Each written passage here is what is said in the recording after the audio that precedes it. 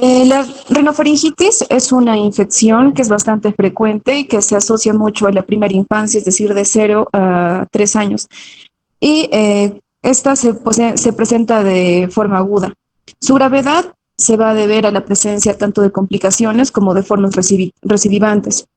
Y el conocimiento de estas formas clínicas nos va a permitir realizar un adecuado tratamiento, tanto preventivo como curativo de esta enfermedad, que se denomina también enfermedad de adaptación. Siguiente, por favor.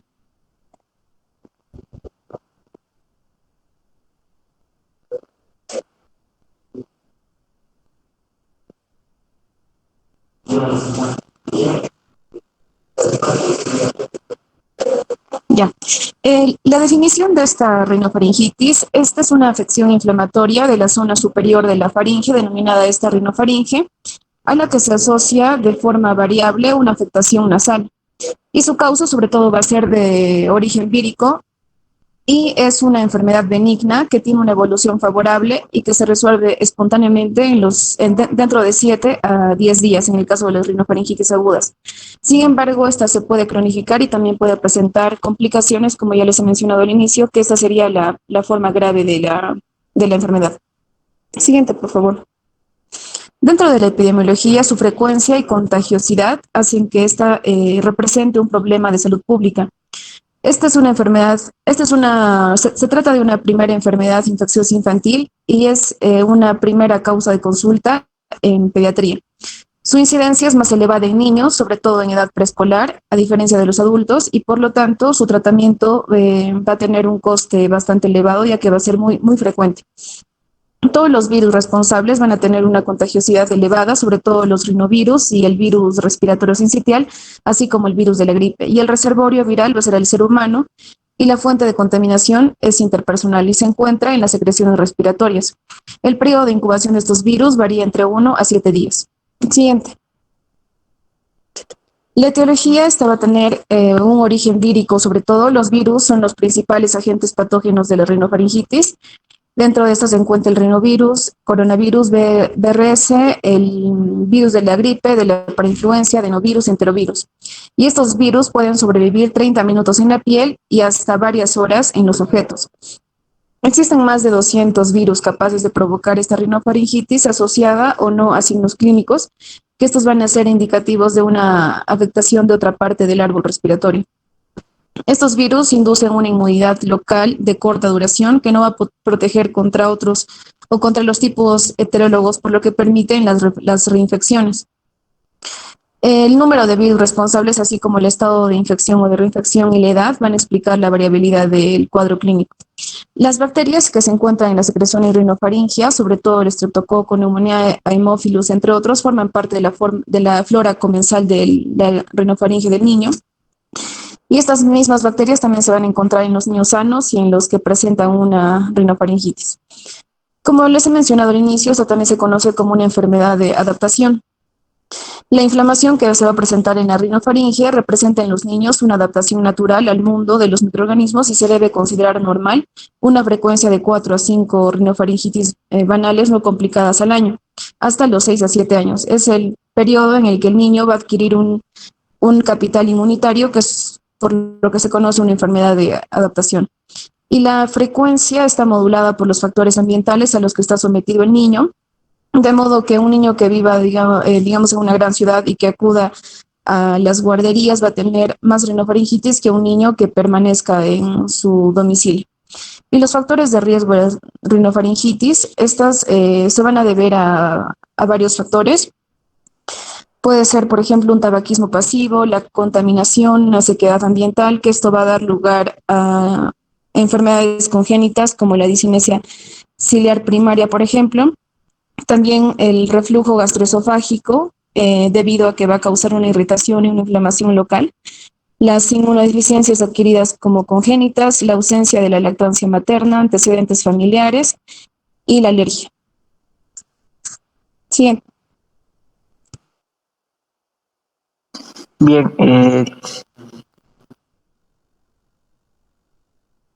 continuando con la exposición, eh, vemos lo que es la fisiopatología. Bueno, la vía de entrada del virus va a ser por la conjuntiva y la mucosa nasal. Entonces, es ahí donde el virus va a invadir las células epiteliales del tracto respiratorio superior y produce un efecto tóxico sobre los mecanismos de aclaramiento mucociliar, lo cual provoca, ¿no?, la liberación de mediadores de la inflamación, como es la interleuquina 1, 6 y 8. Y estas, a su vez, van a traer polimorfonucleares que alteran la permeabilidad vascular, lo cual va a causar un edema y una obstrucción nasal. También va a estimular al sistema colinérgico, ocasionando la rinorrea. Como datos también importantes es que el rinovirus se va a transmitir por contacto directo con secreciones nasales infectadas y el virus sobrevive en las manos hasta 2 horas y varios días en las superficies inanimadas. La transmisión también se produce por inhalación de las gotitas de Flügger. Siguiente, por favor. Bien, en la clínica, en lo que es una rinofaringitis aguda, vamos a tener un síndrome infeccioso súbito caracterizado por dolor de garganta, que va a ser generalmente el síntoma inicial en niños mayores. También vamos a tener fiebre de 38,5 a 39 grados centígrados.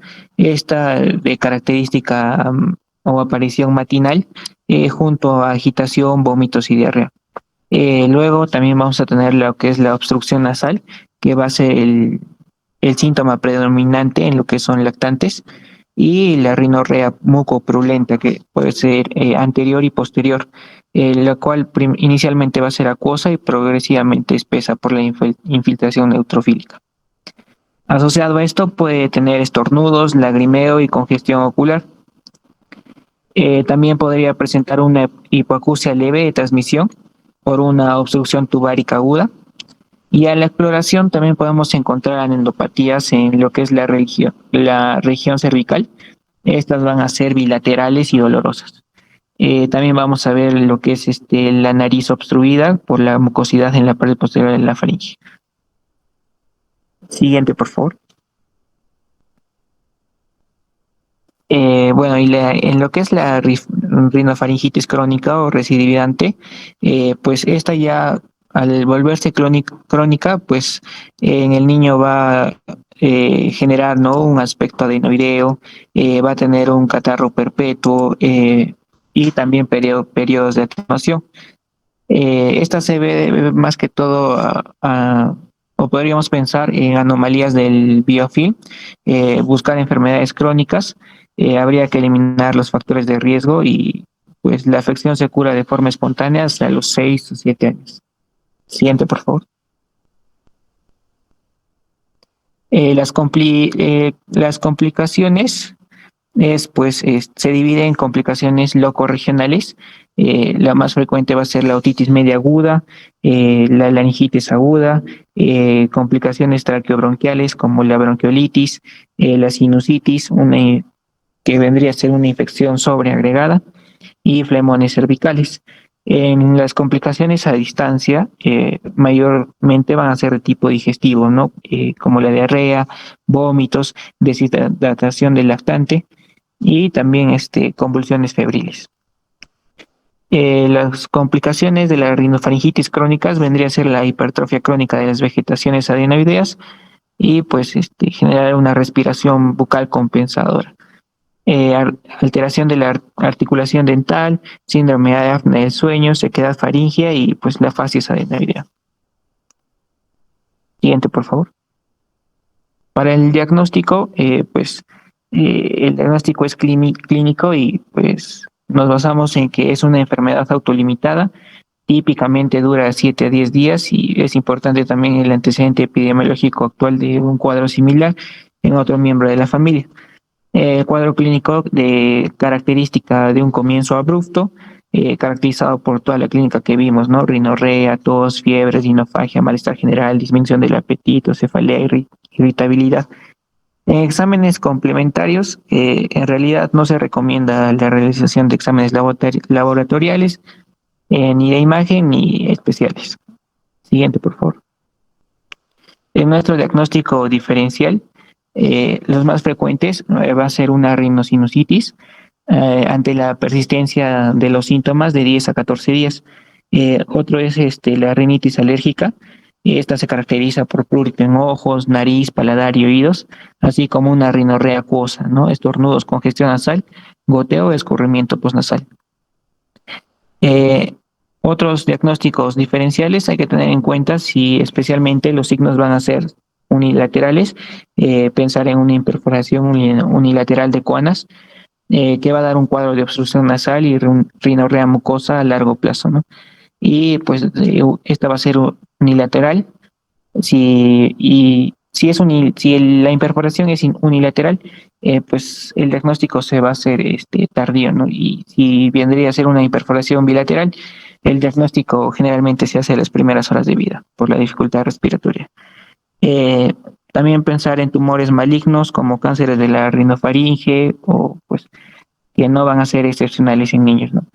También algo más frecuente es el cuerpo extraño intranasal, generalmente en niños de 3 a 6 años, y el antecedente de que pues el niño se encontraba jugando, ¿no? Y la clínica es abrupta.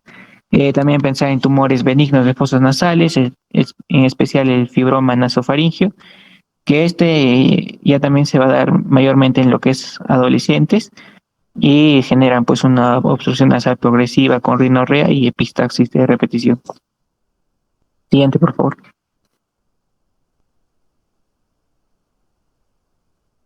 Seguidamente, doctor, buenas tardes, compañeros todos.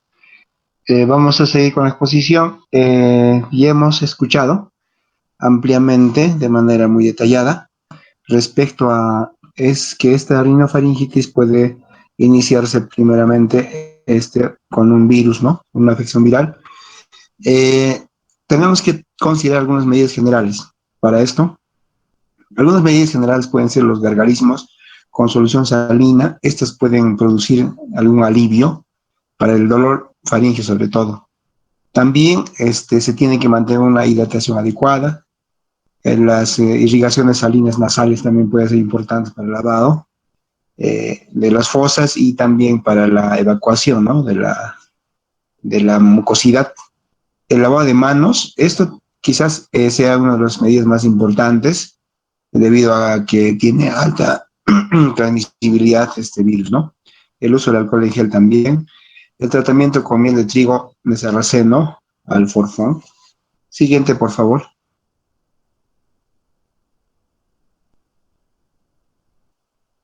Siguiente, por favor. Muy bien.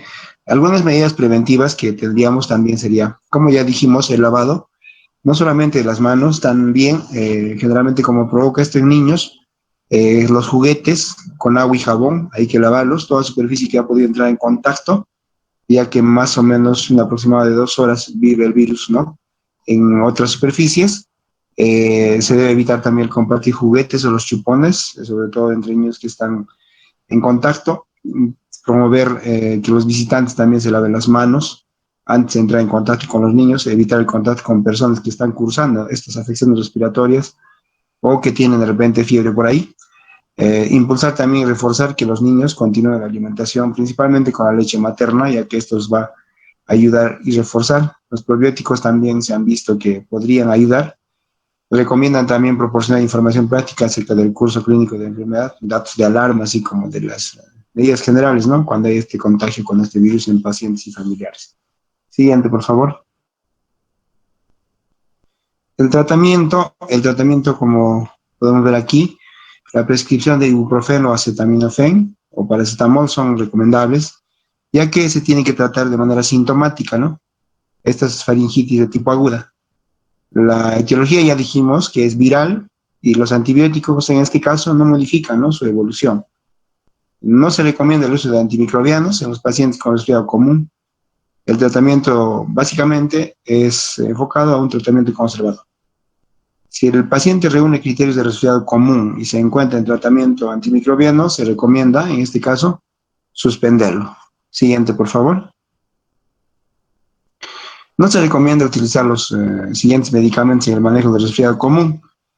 Los antitusígenos, como ampliamente se utilizan, ¿no? Los descongestionantes, los antihistamínicos, el spray nasal de bromuro de diplatropio, la vitamina C, el gluconato de zinc.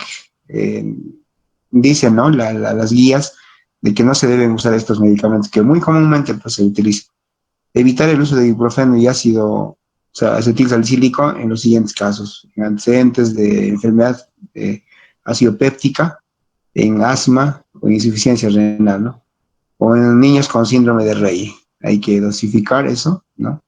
Las faringitis estreptocócicas es una entidad autolimitada que se resuelve espontáneamente sin tratamiento antibiótico en 3 a 4 días. Siguiente, por favor. Pero si en caso se exacerbara esto, podríamos usar algunos antibióticos, ¿no? En caso de que haya, digamos, una estreptococosis, ya estaríamos hablando de una afección bacteriana y podemos usar ahí algunos esquemas en niños no alérgicos a la penicilina, en niños alérgicos a la penicilina. En niños no alérgicos a la penicilina se puede usar amoxicilina durante 10 días, ¿no? Las dosis están ahí, 40-50 miligramos por kilogramo por día, cada 12 o cada 24 horas. O bien se puede usar 700 miligramos por día en una sola dosis por día en mayores de 4 años esto. También se puede usar penicilina G-benzatínica en inyección única intramuscular en inyección profunda. En menores de 12 años, 600.000 unidades internacionales. En mayores de 12, 1.200.000 unidades internacionales. La vía parenteral, si hay los vómitos, no asegurar el cumplimiento por vía oral, prevalencia de fiebre reumática, países en desarrollo, ¿no? Se usa usualmente esta vía parenteral en ese tipo de pacientes. En niños que son alérgicos a la penicilina de reacción retardada, se puede usar cefadroxilo, 30 miligramos por kilogramo por día, cada 12 horas, y también esto por 10 días, ¿no? No como usualmente, a veces se trata por 5 o 7 días, por 10 días, ¿no? Se recomienda. Siguiente, por favor. En niños alérgicos a la penicilina, cuando hay una reacción inmediata o acelerada, un segundo. tenemos opciones. Sí, esta parte ya no lo toquen porque vamos a entender de que en el resfrío, pues necesitamos tratamiento antibiótico y eso no es cierto, ¿no es cierto? Sí, doctor. Esto solamente era para las exacerbaciones que hay, ¿no? Por estreptococos nada más. Pero en todo caso, esto lo haremos. Ya, Siguiente. en un resfrío común, en una rinofaringitis, en principio no necesitamos tratamiento antibiótico. Sí. ¿Ok? Entonces, no vamos a... Y las complicaciones probablemente sí, ¿no es cierto? Entonces... Sí, doctor, ¿cuáles son las complicaciones? Ahora, No se usan antibióticos, no se debe usar. Es una de las complicaciones que que vamos a ver precisamente por resfrío común son las sinusitis agudas. Y ahí es donde vamos a tocar esa parte. ¿Ok? ya, doctor. Siguiente, por favor.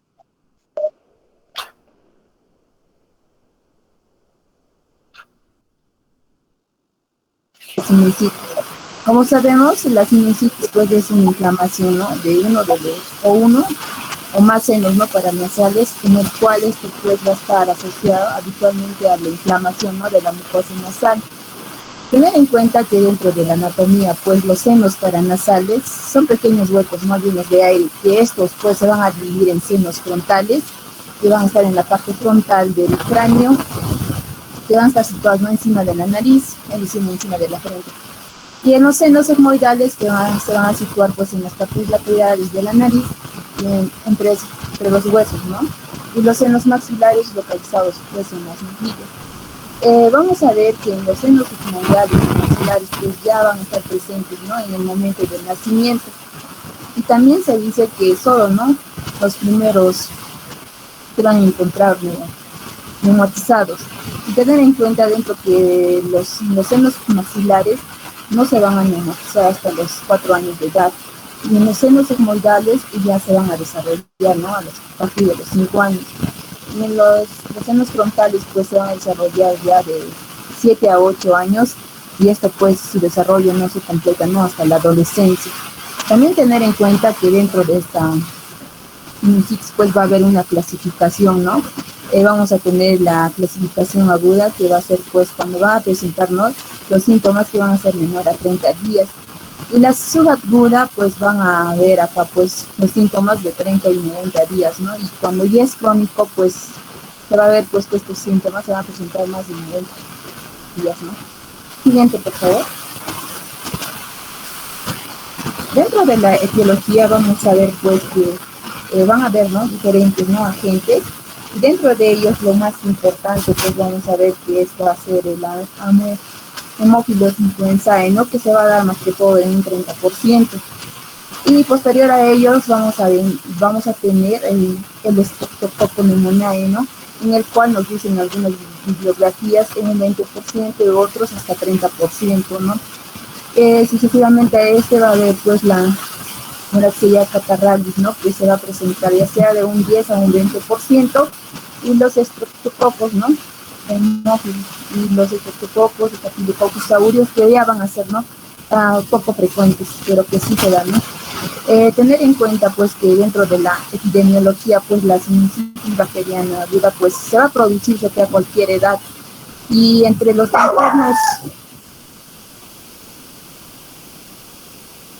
trastornos predisponentes se van a encontrar pues las infecciones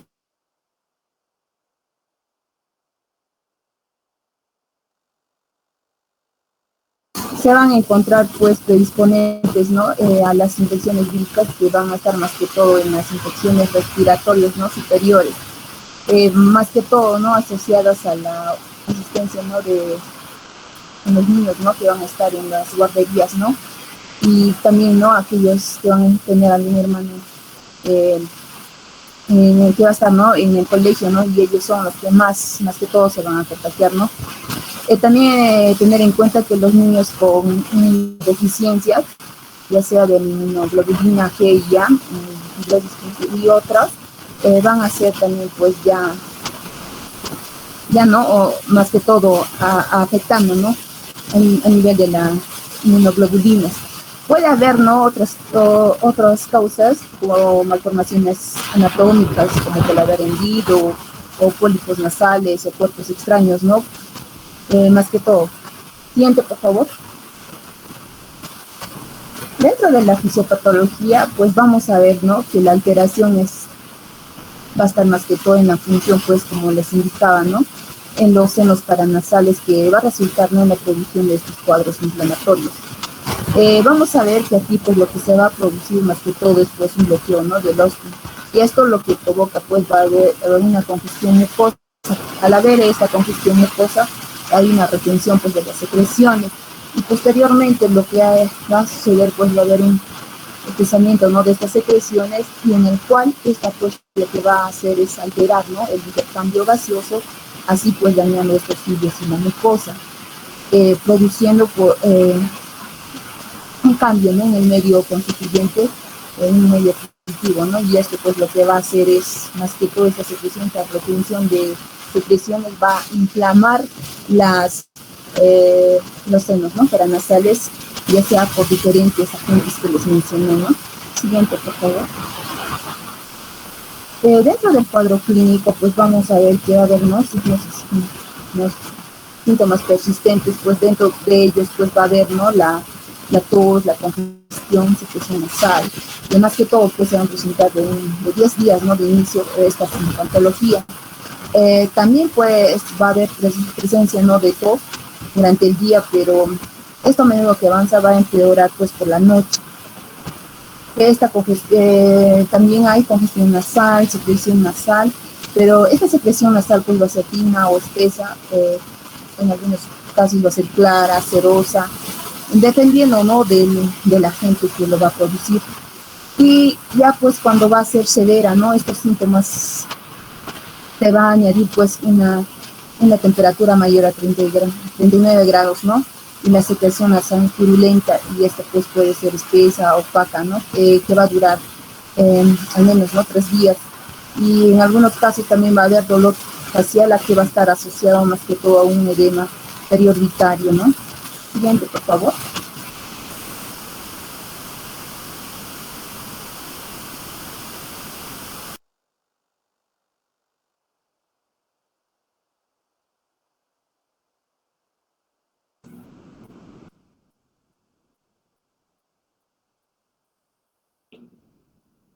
Chicos, no les escucho. Doctor, ¿me escucha? Sí, sí. Ya, doctor. Okay. Bueno, siguiendo con la exposición. Bueno, el diagnóstico de la sinusitis infantil es difícil de diagnosticar. Entonces, es fundamentalmente clínico y esta se basa en la anamnesis y se debe sospechar, ¿no? De esta enfermedad cuando se hable sobre una infección de vías respiratorias superiores con persistencia de los síntomas, ¿no? Tanto con tos, con rinorrea, que estos no se resuelven de manera espontánea y que estos pueden persistir por más de 10 días sin presentar alguna mejoría, ¿no? También, con respecto a la tos, esta puede ser diurna y que suele empeorar esta durante la noche. Existen otras formas de presentación en la de un resfrío que se percibe como la más importante de todas las habituales, ¿no? Entonces puede tener fiebre alta de al menos 39 grados centígrados, puede tener secreción nasal purulenta, que puede ser de manera unilateral o bilateral, ¿no? Y con una duración de 3 a 4 días de manera consecutiva. Entonces, estos pueden indicar que se ha producido una sinusitis bacteriana aguda como complicación. Acá el cultivo del fluido aspirado de los senos afectados vendría a ser el único método definitivo o exacto, ¿no? Para diagnosticar este cuadro y determinar la etiología del mismo. Entonces, los niños con sinusitis crónica tienen antecedentes de síntomas respiratorios persistentes como tos, rinorrea, o congestión nasal que duran más de 90 días, ¿no? Siguiente, por favor. Bueno, en cuanto a las imágenes, los hallazgos radiográficos, estos van a ser de radiografía simple a nivel de los senos o también puede ser de tomografía o resonancia, ¿no? En el caso de lo radiológico, acá podemos observar opacificaciones, engrosamientos de la mucosa y hasta presencia de niveles hidroaéreos. Pero no funciona como un valor total, ¿no? No tiene valor diagnóstico total. Bueno, es para ayudar más que todo, ¿no? En casos de un diagnóstico en pacientes sintomatológicos. Entonces, para ello vamos a tener podemos usar dos tipos de radiografía. Una radiografía de Caldwell, que es frontonasoplaca anteroposterior, y la de Water, ¿no? Que es mentonasoplaca con proyección occipitomentoniana. Entonces, estas dos permiten evidenciar de forma apropiada los senos paranasales. Si hablamos de Caldwell, nos ayuda a evidenciar, a ver mejor lo que son los senos frontales y etmoidales. Si es la de Waters, esta nos ayuda a ver lo que es el seno esfenoidal en caso de, bueno, el paciente debe tener la boca abierta, ¿no? Para poder visualizarlos. Y en caso que la boca esté cerrada, de esa manera podemos visualizar lo que es el seno maxilar. También este tipo de radiografía es usado en casos de fracturas a este nivel, ¿no? A nivel nasal, periorbitario. Ahora, bueno, estos métodos, como ya les dije, estos pueden ser usados, ¿no? Para episodios sinusitis recurrentes o cuando se sospecha de algunas complicaciones o cuando no esté claro. La tomografía computarizada, esta debe ser utilizada en casos de pacientes con celulitis orbitaria o periorbitaria y especialmente en huéspedes inmunocomprometidos. En la evaluación de los senos con resonancia magnética, estos nos va a mostrar anomalías como engrosamiento, edema y inflamación de la mucosa, ¿no? Y de estos, en el 68% de los niños sanos, en la evolución normal se ha visto, ¿no? Esto. Siguiente, por favor. En cuanto al diagnóstico diferencial, dada a que es inespecífico el cuadro clínico, nosotros debemos ver si tiene relación, ¿no? Puede tener relación con infección vírica de las vías respiratorias superiores. Bueno, estas se caracterizan por rinorrea también clara y generalmente no purulenta. También van a presentar tos y fiebre al comienzo, pero lo diferente de esto es que los síntomas no duran o se generan más de 10 a 14 días. Aunque algunos niños tienen una sintomatología persistente, ¿no? Más de esos 14 días. Otro es la rinitis alérgica, que esta puede ser estacional, y el estudio de las secreciones nasales pone en manifiesto, ¿no? Una eosinofilia significativa. También vemos lo que es los cuerpos extraños nasales, que se suelen asociar a obstrucción y rinorrea purulenta y malolienta, ¿no? Que esta puede ser de manera unilateral o bilateral. De ahí tenemos la adenoitis, la consilitis, que es la obstrucción nasal, puede haber respiración bucal, ruidos y voz nasal. También tumores, que estos son raros, son pocos habituales y producen síntomas ya crónicos, pero de manera unilateral, ¿no? Pueden producir secreción sanguinolenta e inflamación facial. Siguiente, por favor. En cuanto al tratamiento, bueno, existe una tasa de resolución espontánea de alrededor del 60% en los primeros 10 días. Y esta va a ascender a 80% con el tratamiento antibiótico, ¿no? Además que esta va a acelerar la resolución de los síntomas. Pero no está claro si es que este tratamiento antimicrobiano es útil en la sinusitis aguda o bacteriana, está diagnosticada clínicamente, ¿no? Entonces, estas las infecciones de estos senos paranasales, en particular la sinusitis maxilar, esta se va a autolimitar, se va, por así decirlo, se va a tratar sin antibiótico, ¿no? Entonces, acá el objetivo del tratamiento es doble. Uno, aliviamos los síntomas y el otro, reducimos el riesgo de complicaciones. Entonces, en el caso de los antibióticos, estos se van a emplear desde el momento que se da el diagnóstico por sinusitis bacteriana, pero que tiene que ser de un inicio grave o cuando se empeora ya los síntomas. En el caso de que la clínica persista durante más de 10 días y muestre una evolución clínica que sea favorable, entonces la actitud sería expectante. Entonces no se administra inicialmente lo que es el antibiótico y hay que hacer una vigilancia clínica de 72 horas y el tratamiento sintomatológico, esto lo podemos tratar con un ibuprofeno o paracetamol. Entonces, en los casos que se inicia el tratamiento antibiótico va a ser cuando el lapso sea mayor a de 72 horas, ¿no? Cuando no se aprecie una mejoría clínica o empeore estos síntomas. Bueno, el tratamiento de elección que se realiza es basado, ¿no?, en los patógenos que son responsables de la otitis media aguda, ya que estos son los mismos que producen la sinusitis, como el neumococo y el Haemophilus influenza, ¿no?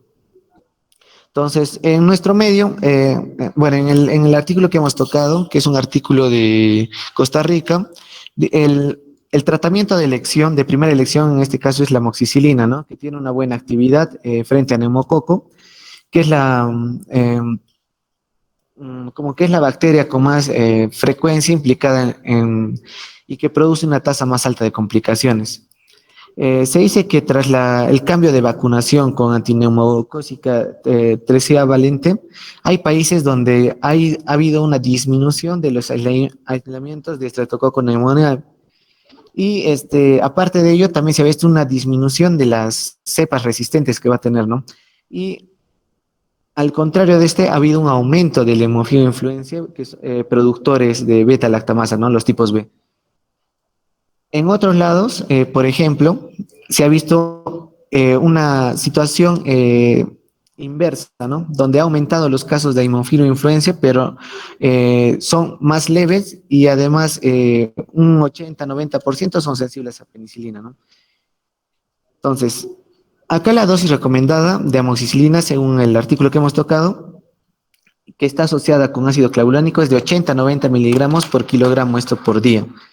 Entonces, esto ya se debe a que las tasas de resistencia intermedia del neumococo a penicilina son superiores al 10%. Entonces, se ha considerado que si las cifras de resistencia disminuyen, estas pueden ser apropiadas a usar dosis estándar de amoxicilina, ¿no?, de 45 miligramos kilogramo por día, y está asociado a ácido clavulánico.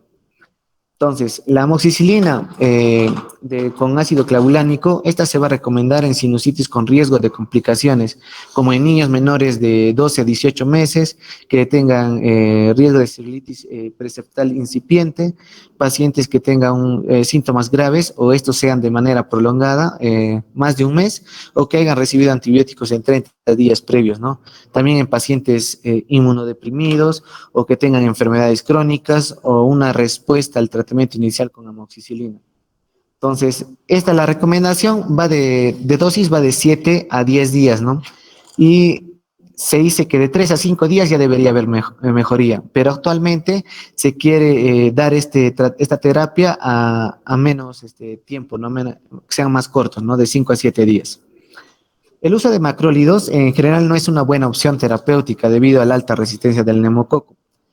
En caso de que haya una reacción inmediata a penicilina, pero con una mala respuesta a macrólidos, se puede emplear levofloxacino con precauciones, ¿no? Hacia los niños.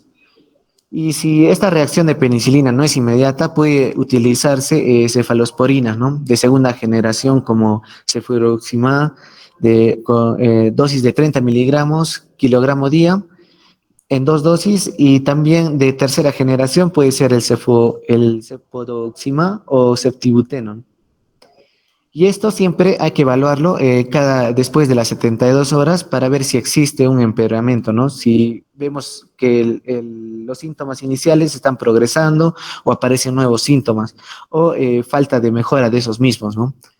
Como segunda línea, nos habla sobre corticoides intranasales, ¿no? Pero actualmente es un estudio muy limitado, pero apoya el uso de corticoides intranasales dentro de los 15 a 21 días, ¿no? Más que todo para aliviar o mejorar los síntomas, como un tratamiento coadyuvante, especialmente en los casos que exista una historia de alergia.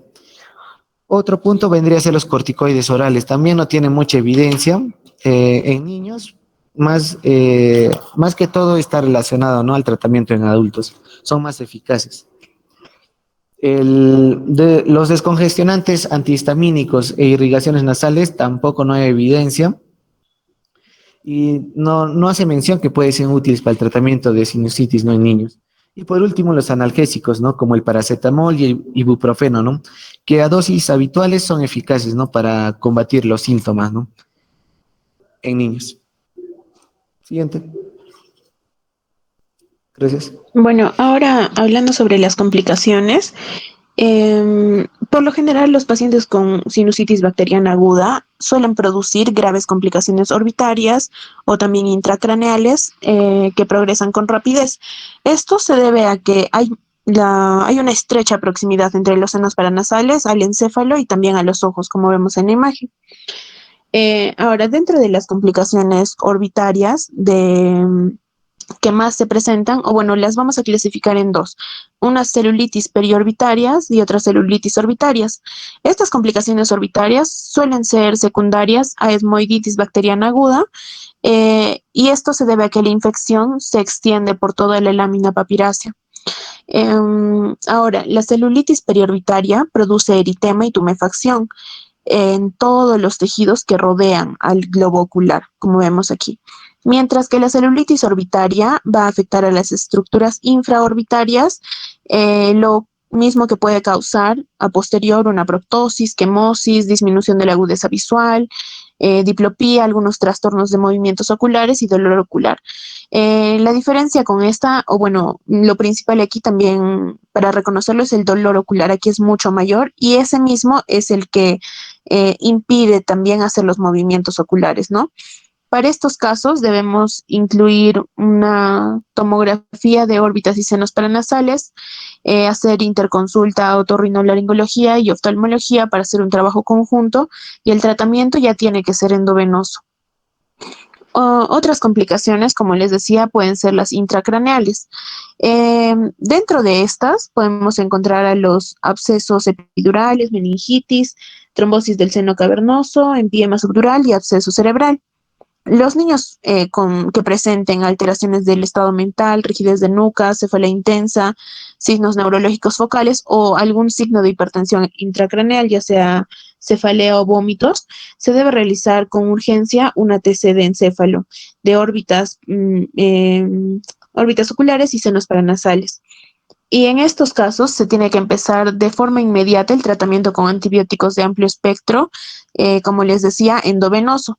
Los que se suelen utilizar, los de primera línea, serían la cefotaxima o ceftriaxona asociada a vancomicina, hasta que se conozcan los resultados del cultivo. Primero hacemos el cultivo para mandarlo al laboratorio e inmediatamente iniciamos con los antibióticos. Luego, también vemos que hasta el 50% de los casos de absceso es por es una infección polimicrobiana, ¿no? Estos abscesos pueden drenarse quirúrgicamente y algunas complicaciones que podrían dar, si es que estos no se tratan debidamente, pueden ser la osteomielitis del hueso frontal o un tumor blando de Pott, en el cual encontraremos una tumefacción y edema en la frente. Y otra podría ser el mucocele, ¿no? Que es una lesión inflamatoria crónica localizada frecuentemente más en los senos frontales y que puede crecer o desplazar por la masa que produce, digamos, el efecto de masa, desplazar el ojo y producir una diplopía, ¿no?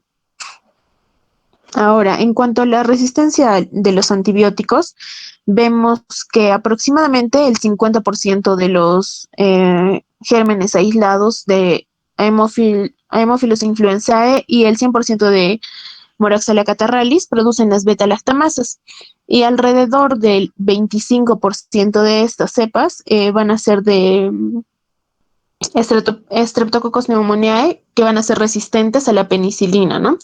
Entonces, en la última década se ha visto que ha habido un incremento de la resistencia a la penicilina por parte de Streptococcus pneumoniae, y esta cifra ha aumentado y oscila entre un 15 hasta un 60%. ¿Qué hacen allá? ¿Qué hacen estas beta-lactamasas? Es que inactivan la acción de los beta-lactámicos, por lo tanto es un poco más tedioso o más cuidadoso tratar estos casos, ¿no? Hay que observar bastante bien y estar pendientes siempre del laboratorio. Sobre la base de estas cifras de resistencia antibiótica, se ha calculado que hay una posibilidad de fallo terapéutico cuando se administra amoxicilina entre un 3 y un 10% de acuerdo al patógeno involucrado, ¿no? Pero como hemos visto, la amoxicilina es de primera línea, entonces ya podemos crear una resistencia cuando damos sin hacer un laboratorio, sin hacer un cultivo. Por otro lado, sobre la prevención, vemos que lo general, o bueno, lo recomendado es hacer un lavado de manos frecuente, utilizar el jabón, ¿no? Ahora con esta pandemia se les está inculcando mucho más, incluso ahora a los niños. También evitar el contacto con las personas resfriadas, tener al día las vacunas, una vacuna antigripal de forma anual también, las inmunizaciones y quimioprofilaxis contra el virus de la gripe, para prevenir más que todo los resfriados causados por esto, ¿no? Y no se recomienda la profilaxis antibiótica. Como hemos dicho, esto lo único que va a crear es una infección recurrente o una infección crónica y una resistencia antibiótica.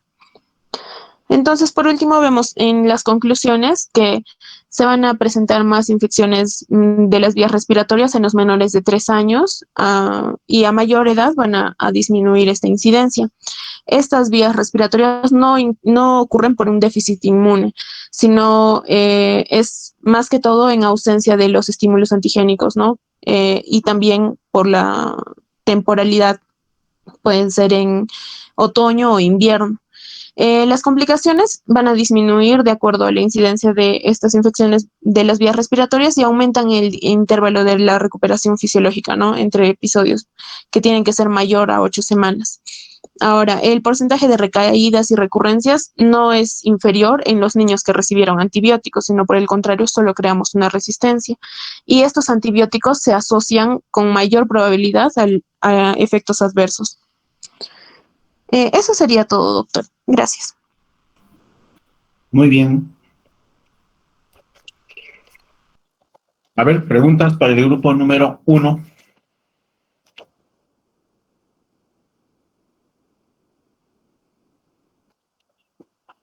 A ver, chicos, preguntas.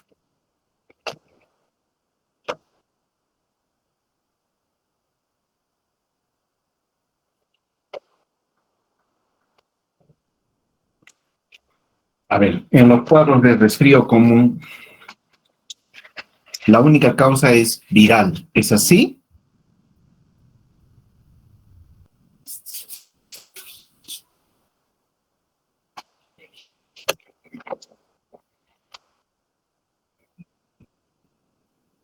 A ver, a los chicos, chicas del grupo número 1. vectores virales, bacterianas. Entonces, las rinofaringitis pueden ser también bacterianas, no. No, en las principales van a ser virales. Ya, ok. Ahora, cuando hablamos de resfrío común, bueno, es un tema bastante sencillo, digamos, pero de lo que tenemos que estar convencidos, ¿no es cierto? Convencidos, es pues de que muchos medicamentos que se han ido utilizando en el tiempo, bueno, no han demostrado ningún beneficio, ¿no? Tal es el caso de antitusígenos, mucolíticos, expectorantes, antihistamínicos, corticoides. Entonces, para un cuadro de rinofaringitis, pues ninguno de estos medicamentos, pues, tiene un beneficio, ¿no? Es más, algunos trabajos han demostrado de que van a ser mayores las complicaciones posteriores, ¿no? O el hecho de desarrollar, por ejemplo, resistencia antibiótica, o que se presenten cuadros más graves, ¿no? Pues si comparamos niños con cuadros de rinofaringitis que han sido tratados con antibióticos u otros medicamentos, van a haber más complicaciones en el grupo que han sido tratados o sobretratados que en aquellos en los que se ha tenido así una conducta más conservadora y expectante, ¿no? Una de las cosas más importantes en los cuadros de rinofaringitis es lo que va a venir después. Lo más probable es que una rinofaringitis, ¿no es cierto?, en los días siguientes siga siendo una rinofaringitis y no tenga pues ninguna complicación, pero uno no sabe cuáles de esas rinofaringitis en el tiempo se van a convertir en bronquiolitis, se van a convertir en meningitis, en neumonías. Entonces, lo que no debemos hacer es sobretratar mientras estemos viendo una rinofaringitis, ¿no? Y ustedes han presentado a vuestros compañeros que el hecho de administrar previamente, ¿no es cierto?, por temor o por una falsa sensación de seguridad, antibióticos en forma preventiva, profiláctica, no tiene ningún efecto y más bien está asociado con complicaciones. Y ahí tienen ustedes a la sinusitis, las meningitis o meningoencefalitis parcialmente tratadas, en las que nos demoramos en hacer el diagnóstico. Precisamente, ¿por qué? Porque nos hemos atrevido pues a usar un antibiótico sin justificación, sin motivo alguno. Ahora, otros cuadros respiratorios como las neumonías o las bronquiolitis también pueden empezar como una rinofaringitis.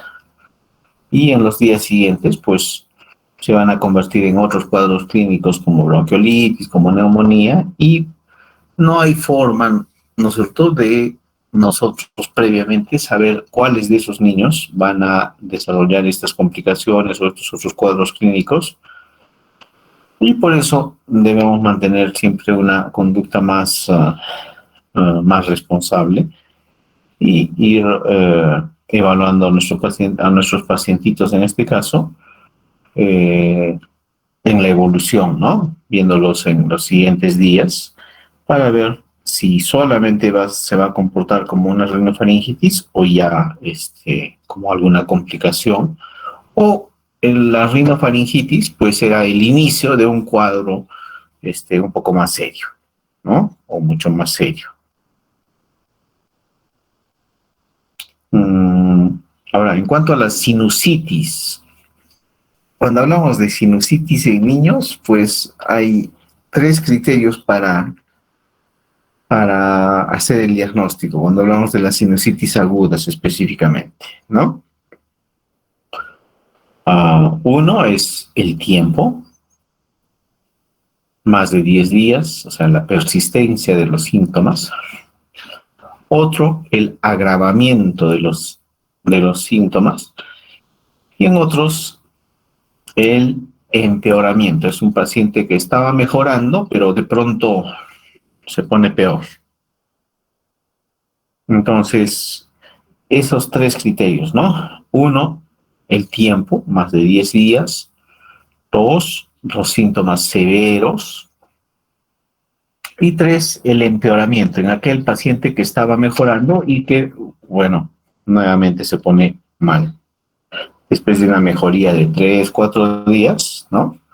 De un cuadro generalmente catarral, pues el paciente, una vez que estaba mejorando, se vuelve a poner mal. ¿Ok? Otra cosa importante, ustedes van a ver, mañana van a hablar sobre otitis media aguda. Cuando hablamos de sinusitis, por momentos pareciera que estuviésemos hablando de otitis. ¿Por qué? Porque se parece mucho en cuanto a la fisiopatología, a pesar de ser cuadros distintos. Se parecen mucho. Se parece mucho la etiología, ¿no? Y por supuesto el tratamiento. Entonces ustedes han escuchado hoy día hablar sobre sinusitis y mañana vamos a hablar sobre otitis. Y cuando vuestros compañeros desarrollen el tema de otitis, pues van a ver muchas similitudes en diferentes aspectos del tema. Siendo dos cuadros completamente distintos, con manifestaciones distintas, están íntimamente relacionados y prueba de ello es que en algunos aspectos, como la fisiopatología y en especial la etiología, el tratamiento van a ser muy semejantes, muy parecidos. Muy bien. ¿No hay preguntas para el grupo 1?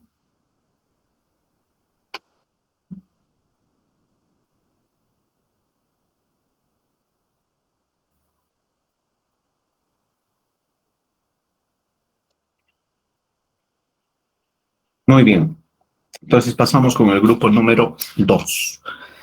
En el grupo 2 está Mireia, está Mirla, está Flor, Carmen, Orlando y Victoria. A ver, Sí, chicas. doctor, buenas tardes. Enseguida presento, por favor, un momentito. Ok.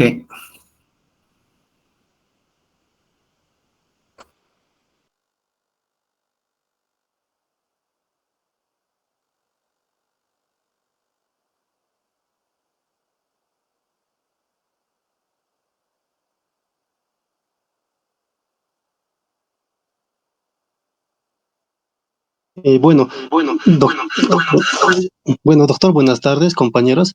Hoy día vamos a tocar el tema de faringitis. Bueno, empezaremos con la definición, ¿no? La faringitis es una inflamación que va a estar incluido con eritema, edema, exudado, enantema, úlceras y asimismo vesículas, ¿no? Que generalmente esto es debido a una infección, ¿no? ¿De qué? De las membranas, de las mucosas de la faringe. Se dice que es menos frecuente, que se produce por ejemplo, por causas ambientales, como antiguamente conocidos como, por ejemplo, faringitis irritativas, ¿no? Que estas eran producidas, por ejemplo, por tabaco, por polución, alergenos, cáusticos, alimentos o líquidos muy calientes, ¿no? Entonces, contrariamente a a la creencia popular, los líquidos fríos no producen faringitis irritativas, tampoco predisponen a una infección, ¿no?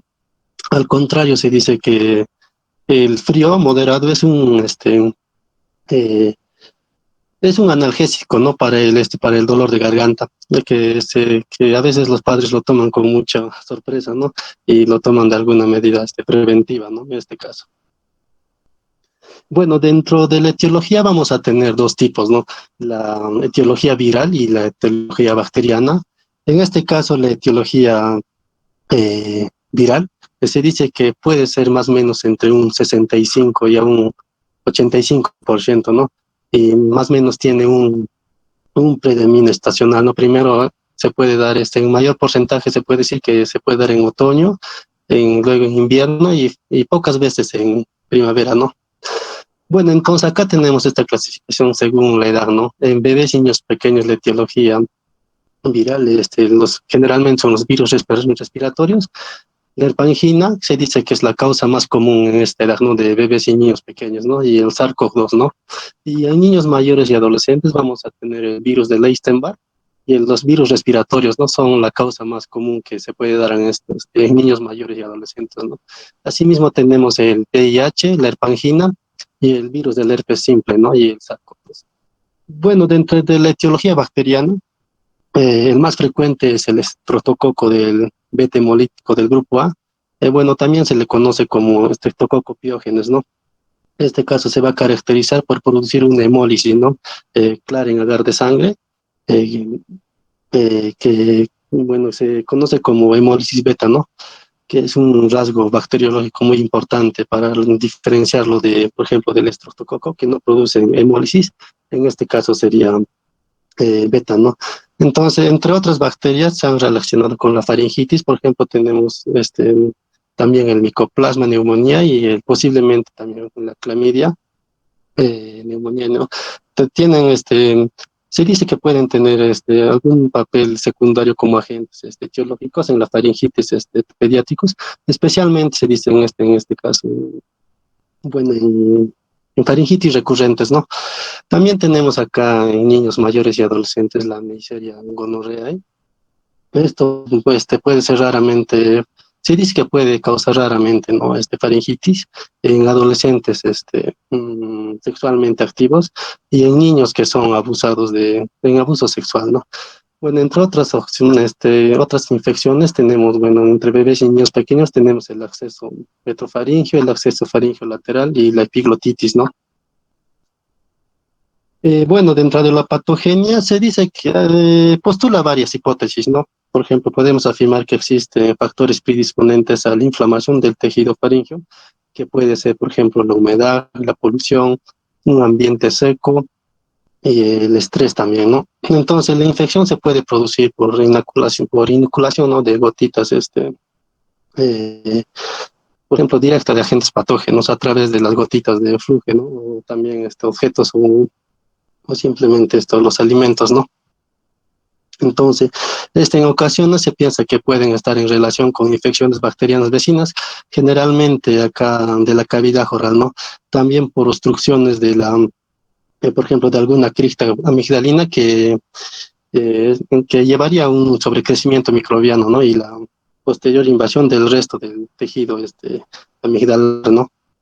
Entonces, en casos recurrentes, es probable que exista una función inmunológica comprometida que va a estar, por ejemplo, caracterizada por una producción disminuida de inmunoglobulinas locales, ¿no? También un número menor de células presentadoras del antígeno y un cambio en los valores de los linfocitos T, ¿no?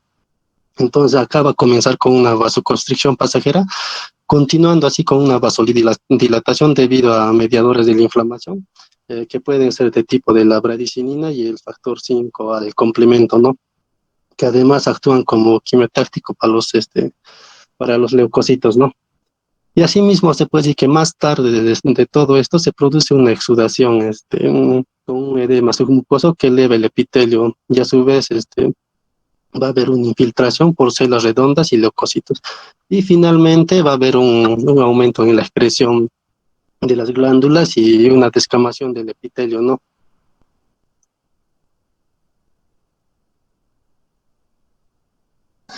Bueno, en cuanto a la valoración clínica, vamos a ver, ¿no?, que esta es la principal arma para decidir o establecer, ¿no?, un diagnóstico diferencial entre lo que es una faringitis vírica y bacteriana. Vamos a ver, ¿no?, que las faringitis víricas ocupan, ¿no?, en un 65-80% de presentación en estos niños y tienen, ¿no?, un predominio estacional entre otoño e invierno. Vamos a ver que los niños menores de 3 años son la población, ¿no?, más a presentar faringitis vírica a comparación de los que presentan faringitis bacteriana. Vamos a ver que las faringitis víricas, estas se caracterizan, ¿no?, por una faringe hiperémica. Tiene, ¿no?, un inicio gradual que va a estar acompañado de fiebre moderada o ausente. También vamos a encontrar lo que es la faringodinia. También vamos a ver que estas faringitis víricas se caracterizan, ¿no?, por tener tos irritativa de intensidad variable. También podemos palpar adenopatías y también, ¿no? En estos pacientes vamos a encontrar una poca afectación de lo que es el estado general. Vamos a ver que el cuadro aquí suele resolverse, ¿no? Entre 3 a 6 días por lo general. Vamos a ver que en ocasiones el cuadro es muy sugestivo, ¿no? De infecciones específicas, como en el caso del adenovirus, que este se va a caracterizar por un exudado semejante al purulento, ¿no? Que es de color blanquecino. También este se va a caracterizar por un exantema inespecífico, un cuadro catarral y sintomatología digestiva, ¿no? Vamos a ver que también estos van a presentar conjuntivitis catarral o pseudomembranosa. Siguiente.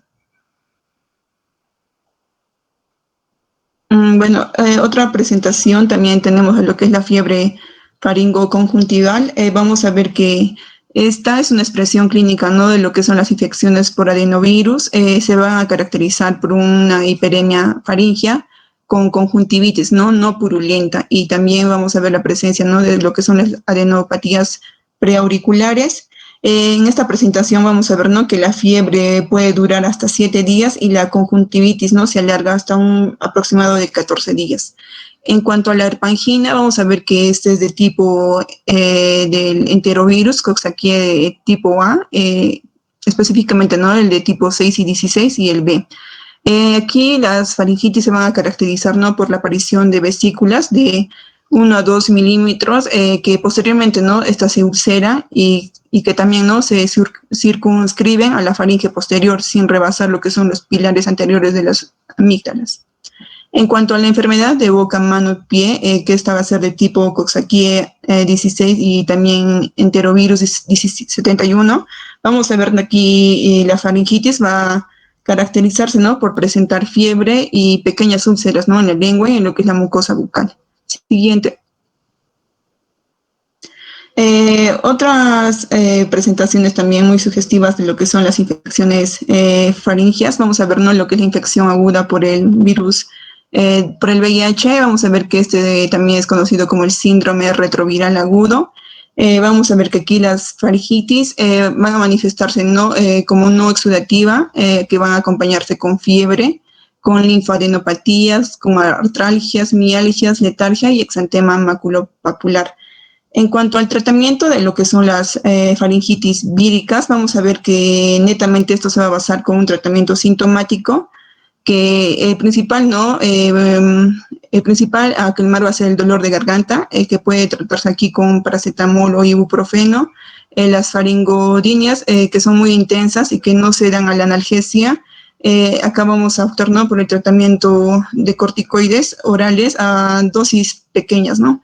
Y en niños mayores que experimentan la mejoría chupando pastillas antisépticas, como en el caso de lo que es la benzidamida. Siguiente, por favor. En cuanto a las faringitis bacterianas, vamos a ver que la etiología más común es la Streptococcus pyogenes o Streptococcus beta hemolítico del grupo A. Vamos a ver que esta presentación se va a presentar en niños mayores de 5 años por lo general.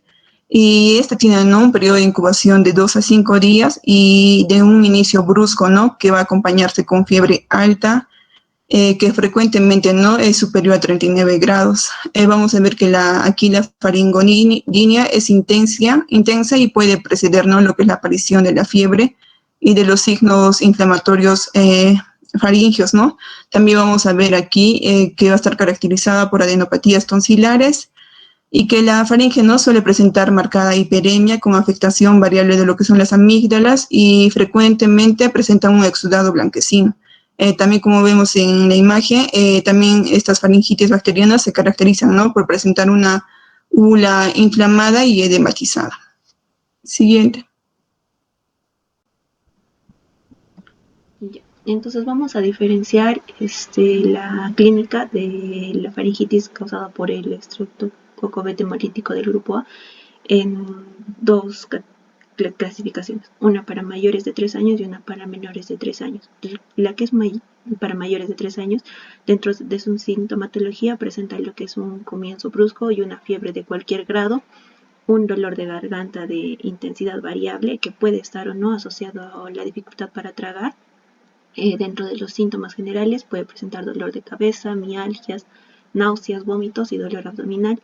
En cuanto a los signos, vamos a encontrar un eritema difuso, una inflamación de la faringe, como también de la úvula, y una hipertrofia de tejido linfoide en lo que vendría a ser la faringe posterior. Encontramos también lo que son las amígdalas eritematosas inflamadas y con exudado ocultáceo o con fluente blanquecino amarillento en el 50 al 90% de los casos. Vamos a poder encontrar también lo que son petequias y lesiones anulares llamadas donuts en el paladar blando a nivel de la úvula o la faringe posterior.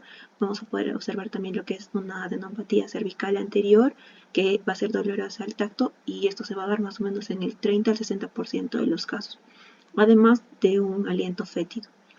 Ahora, dentro de esta misma clínica podemos encontrar otros hechos sugerentes para la infección por estreptococo betemolítico del grupo A, que puede ser la presencia de erupción escarlatiniforme, la ausencia de tos, rinitis, una ronquera, conjuntivitis, la presencia de aftas o ulceraciones en la mucosa oral o en la diarrea no nos va a ayudar a descartar lo que vendría a ser esta infección. En el caso de los pacientes menores de 3 años que tengan una infección faringoamigdalar por estreptococos betemolítico del grupo A, vamos a poder observar la presencia de una rinitis seromucosa persistente, una fiebre moderada, la presencia de inapetencia, adenopatías y una inflamación faringoamigdalar. Tenemos que asociar también a esto lo que son las lesiones vertiginosas a nivel de las narinas, así como también la otitis media, que va a ser más frecuente en niños que tengan 2 o 3 hermanos. Siguiente, por favor. Entonces vamos a hablar de los hallazgos clínicos que van a diferenciar una etiología bacteriana de una etiología vírica. Cuando hablamos de una faringitis bacteriana, hablamos de la presencia de dolor de garganta, que va a ser de un comienzo brusco, la presencia de odinofagia, fiebre, exantema escarlatiniforme, cefalea, náuseas, vómitos, dolor abdominal, eritema o exudados faringoamigdalares, la presencia de petequias en lo que es el paladar blando, la presencia de petequias en lo que vendría a ser la presencia de pápulas eritematosas y anulares en lo que es el paladar blando, en la úvula, además de que va a estar eritematosa y edematosa.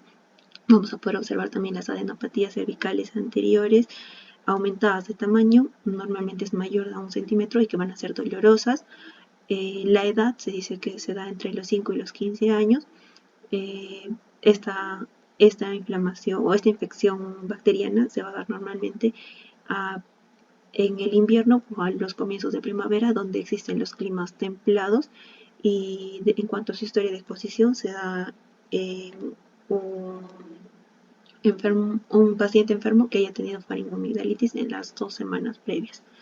En el caso de una infección vírica, hablamos ya también de la presencia de conjuntivitis, rinorrea, afonía, tos, diarrea, exantemas, entemas característicos, la presencia de hepatoesplenomegalia y adenopatías generalizadas. Siguiente, por favor. Vamos a hablar también de lo que son otras formas clínicas de lo que vendría a ser la faringitis. Y primeramente vamos a hablar del Arcanobacterium hemolítico, que va a ser una causa de faringitis que se da en niños mayores de 10 años y frecuentemente se da entre los 15 y 18 años, la cual va a cursar con una faringitis exudativa similar a lo que es una faringitis estreptocócica. Y decimos que en el 50% de los casos va a presentar lo que es un rash escarlatiniforme, y normalmente este tipo de faringitis o esta clínica de faringitis se trata con lo que vendría a ser un macrólido, que normalmente podría ser la josamicina, ya que este macrólido va a cubrir lo que vendría a ser el estreptococo betemolítico, que normalmente es resistente a lo que vendría a ser la eritromicina, la claritromicina y la citromicina. Cuando hablamos del síndrome FAPA, hablamos de una fiebre periódica asociada a lo que es la estomatitis aftosa, la faringitis y la presencia de adenitis o adenopatías. Este va a ser un cuadro, se dice que es un cuadro recurrente, va a ser más frecuente en lo que van a ser los niños menores de 5 años y normalmente no va a responder a antibióticos, pero sí a corticoides y normalmente a una o dos dosis de prednisona asociado con lo que vendría a ser la cimetidina y hablamos la de realizar una amigdalectomía a manera de prevención de una recurrencia de lo que vendría a ser este síndrome. Hablamos también de lo que es la escarlatina y decimos que van a ser exantemas escarlatiniformes con una clínica típica que normalmente vamos a poder observar en lo que vendrían a ser los frotis faringios. Siguiente, por favor. Ya hablamos netamente de lo que vendría a ser la mononucleosis infecciosa y a modo de recordar decimos que va a estar causada por lo que es el virus del Epstein-Barr y también puede ser originada por lo que es el citomegalovirus y en aproximadamente el 1% de los casos por lo que vendría a ser el Toxoplasma gondii. Ahora, los niños van a ser susceptibles a la mononucleosis infecciosa cuando desaparecen lo que vendrían a ser los anticuerpos maternos. Se va a dar por un contagio principalmente a nivel de la saliva y normalmente se da en niños que acuden a las guarderías, ya que el contagio se da debido al estrecho contacto que hay entre ellos y en sus actividades rutinarias. En cuanto a la clínica, vamos a poder observar que hay presencia de fiebre que puede ser persistente, con una duración de 10 a 14 días, la presencia de faringitis, y vamos a poder observar lo que es una faringe eritematosa con un exudado puntáceo de color gris y va a ser dolorosa, y la presencia de adenopatías cervicales posteriores, occipitales, retroauriculares y van a ser de carácter inflamatorio. Siguiente, por favor. Dentro de las complicaciones, vamos a ver primero las complicaciones supurativas. Estas se presentan en el 1 y 2% de los episodios de una faringitis por estreptococo betemolítico del grupo A, no tratadas con antibiótico o bien tras un tratamiento antibiótico inadecuado o que no se haya cumplido, ¿no? También ocurren por afectación de las estructuras contiguas o de aquellas en las que van a drenar y pueden presentarse, por ejemplo, celulitis y abscesos periamigdalinos, abscesos retrofaringios, otitis media aguda, sinusitis, mastoiditis y adenitis cervical supurativa. También vamos a ver que la existencia de un dolor de garganta intenso, de predominio unilateral y que se acompañe de incapacidad para deglutir, debe orientar el diagnóstico hacia una posible complicación supurativa local, especialmente si los síntomas han progresado a lo largo de varios días, ¿no? Siguiente, por favor. Dentro del absceso periamigdalino se dice que es típico el desplazamiento de la óvula y de la amígdala afectada hacia la línea media y el trismo de intensidad variable. La infección en estos casos suele ser polimicrobiana con la implicación de microorganismos anaerobios como por ejemplo la probotela, los porfiromonas, también el fusobacterium y también lo que es el Peptostreptococcus, ¿no? Otras complicaciones supurativas, pero mucho menos frecuentes, vamos a tener lo que es la meningitis, los abscesos cerebrales, las trombosis de los senos venosos intracraneales, también la neumonía estreptocócica y los focos metastásicos, ¿no? Por diseminación hematógena, como tenemos lo que es la artritis supurada, la osteomelitis, el absceso hepático y también la endocarditis. También vamos a tener complicaciones no supurativas. Acá, por ejemplo, tenemos la fiebre reumática aguda, la glomerulonefritis postestreptocócica, también la artritis reactiva ostestreptocócica, el eritema nodoso, la púrpura anafilactoide y el síndrome PANDAS, ¿no? Que significa el síndrome neuropsiquiátrico autoinmunitario asociado a una infección por estreptococo en lo que es la edad pediátrica. Siguiente, por favor. Dentro de la orientación diagnóstica vamos a ver que la decisión primordial y práctica ante una faringitis es averiguar si esta va a estar causada por el estreptococo betemolítico del grupo A. Entonces, una anamnesis detallada, los datos epidemiológicos, los hallazgos de la exploración física y los resultados de las pruebas complementarias, en este caso cuando están indicadas, van a ayudar a diferenciar el origen de la infección. Vamos a ver también que los estudios de sensibilidad y especificidad sugieren que el diagnóstico solo mediante la clínica se dice que va a ser un erróneo en un 25 a 50% de los casos, por lo que debería basarse en pruebas objetivas, ¿no? Que detecten al microorganismo. Estas pruebas se recomiendan en pacientes bien seleccionados que reúnan criterios de infección estreptocócica probable y que no hayan recibido algún tratamiento antibiótico previo, ¿no? También evitándolas cuando se sospeche de un origen vírico. Siguiente, por favor. Y con el fin de facilitar el diagnóstico, se han propuesto varios sistemas o escalas de puntuación según las manifestaciones clínicas y datos epidemiológicos, y una de las más empleadas es los criterios de Mag-Isaac, que van a estar basados en los criterios de Centor, pero ponderados en este caso en la edad.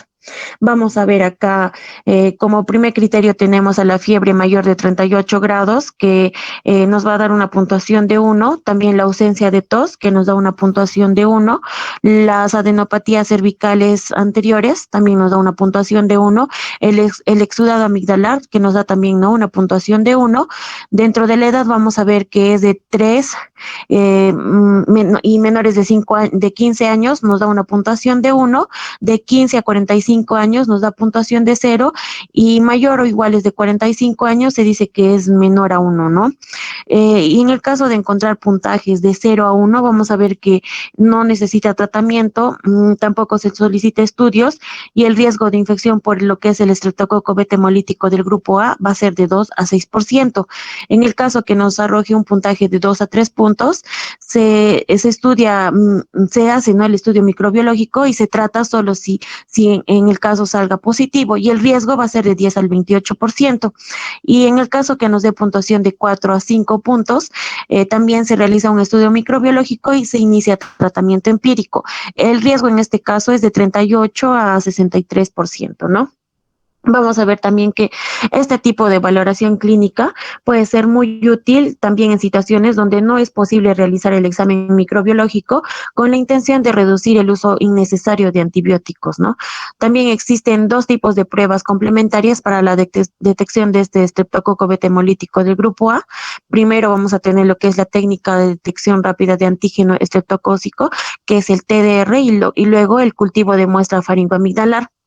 Ninguna de estas pruebas se diferencia de forma definitiva a los pacientes con faringoamigdalitis estreptocócica verdadera de aquellos que padecen una infección viral y van a ser portadores de este estreptococo, ¿no?, del grupo A. Sin embargo, en pacientes que están bien seleccionados por los criterios clínicos y epidemiológicos sugerentes de infección estreptocócica, estas pruebas son el mejor argumento para la indicación o no de un tratamiento antibiótico.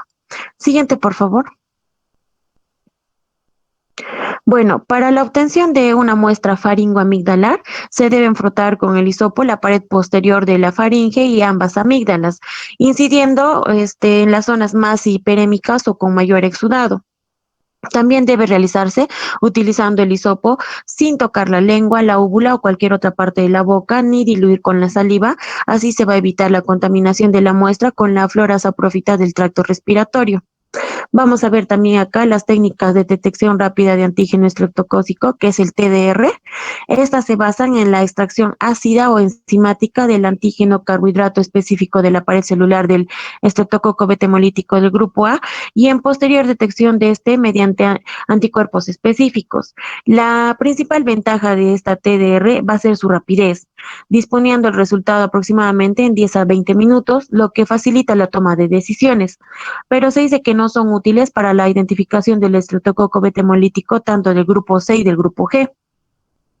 Estas TDR tienen una elevada especificidad, próxima se dice al 95%, y una sensibilidad que puede variar entre el 70 y 95%, aunque está muy discutido, ya que algunos estudios han demostrado que estas TDR basada en inmunoanálisis óptico presenta mayor sensibilidad que las que están basadas en una inmunocromatografía, ¿no? Siguiente, por favor. Vamos a ver también que el cultivo va a ser la prueba de referencia para el diagnóstico definitivo. En condiciones ideales, se dice que la sensibilidad de este aporta más o menos del 90 al 95% y la especificidad llega a ser el 99%. Y su mayor inconveniente en este caso es que los resultados se obtienen en el mejor de los casos, se podría decir, en un plazo de 24 a 48 horas.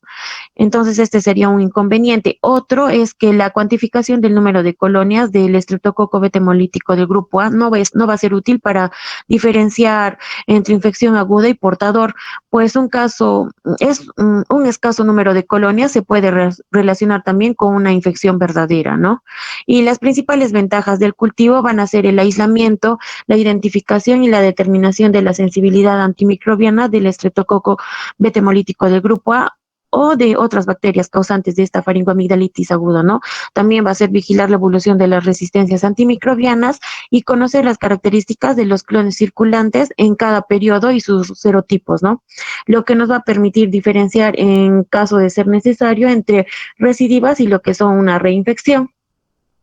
En casos de la faringoamigdalitis no debida a este estreptococo del grupo betemolítico A, cuando se sospechen otras bacterias que pueden suscitar interés clínico, como por ejemplo la Arcanobacterium hemolyticum o el Mycoplasma pneumoniae o el Fusobacterium necrophorum, debe especificarse al microbiólogo la sospecha etiológica para utilizar además medios de cultivo específicos, ¿no? Para cada uno. Siguiente, por favor.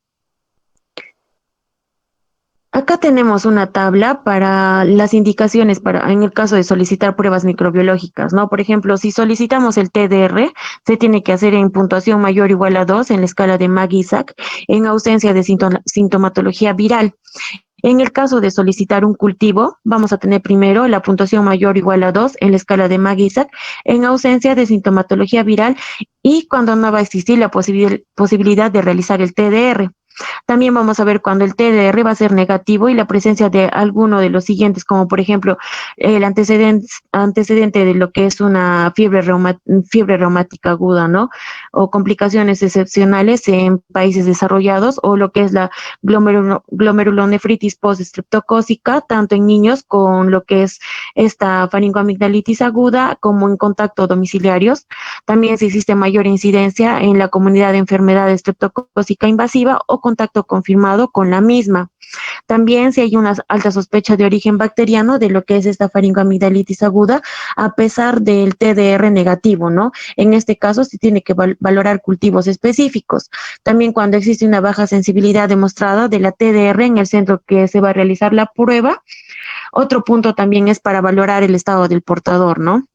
Y tener en cuenta que cada centro debe validar las pruebas de diagnóstico rápida que utiliza, ya que la sensibilidad puede modificarse en función de diversas variables, ¿no? Siguiente, por favor. Bien, concerniente a lo que es tratamiento, es importante tener en cuenta que la penicilina oral va a ser, ¿no?, el tratamiento de primera elección. Las cefalosporinas van a presentar mejores resultados en la erradicación bacteriológica, pero deberían reservarse, ¿no?, a situaciones de fracaso terapéutico o recidiva. Los macrólidos de 14, 15 átomos van a presentar resistencia frecuentemente y los macrólidos de 16 átomos son el tratamiento de elección, ¿no?, en caso de alergias a penicilina.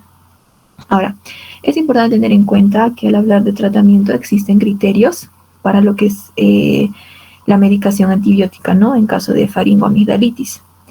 En caso de que sean pacientes confirmados mediante el TDR o técnicas de detección rápida de antígeno estreptocócico o cultivo, casos de alta sospecha de origen bacteriano de lo que es la faringoamigdalitis, entre aquellos que cumplan entre 4 a 5 puntos de criterios de Mag-Isaac, y un caso de lo que es técnica de detección rápida de antígeno estreptocócico.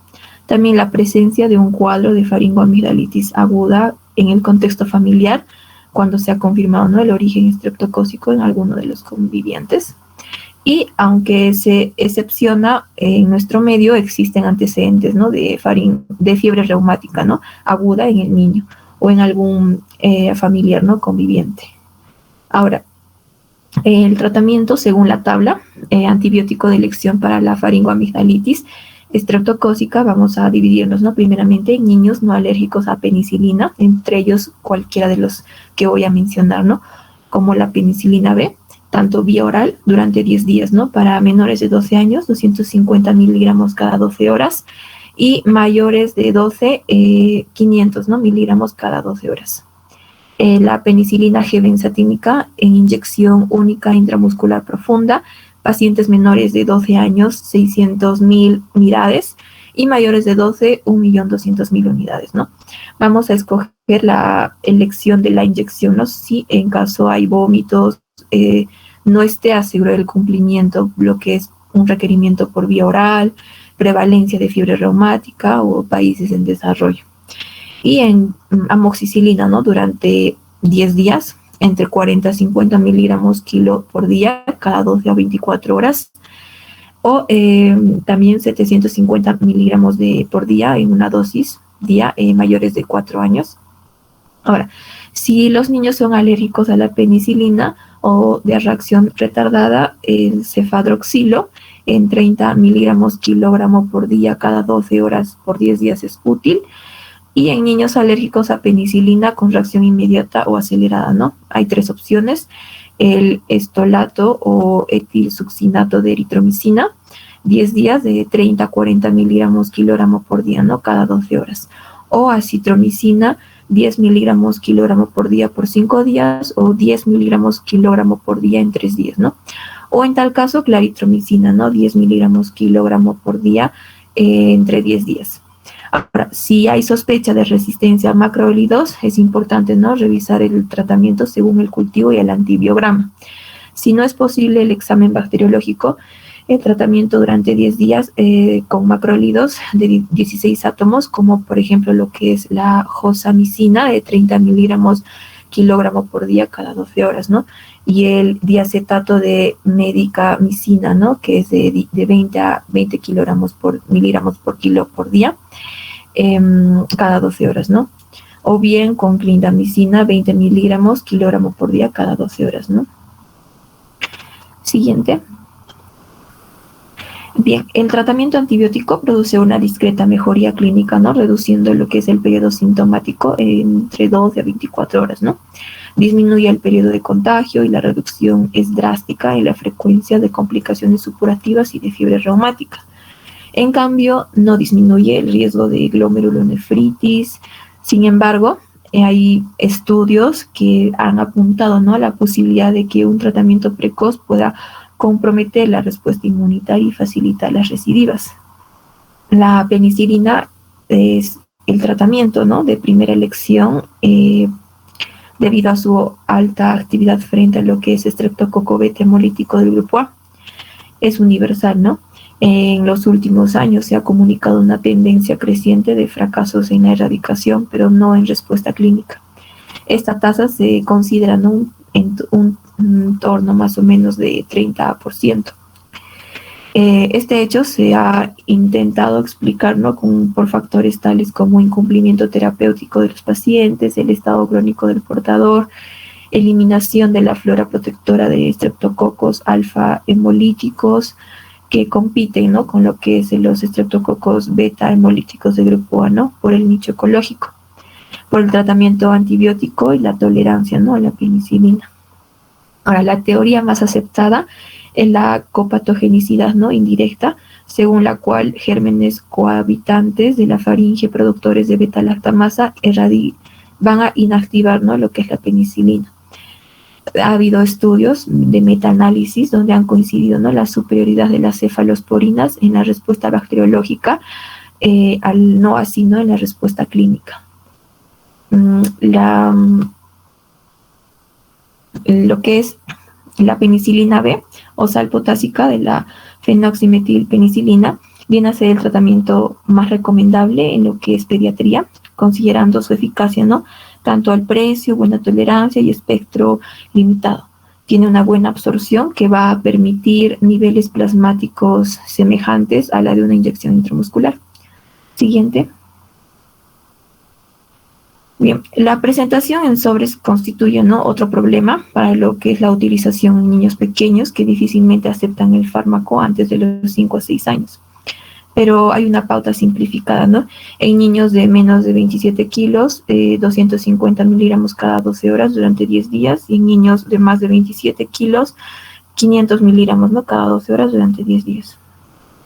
La penicilina B debe administrarse 1 hora antes de las comidas o 2 horas después, y debe intensificarse, insistir, ¿no?, a la familia sobre la necesidad de prolongar el tratamiento durante 10 días, donde es la única forma de prevenir lo que es la fiebre reumática.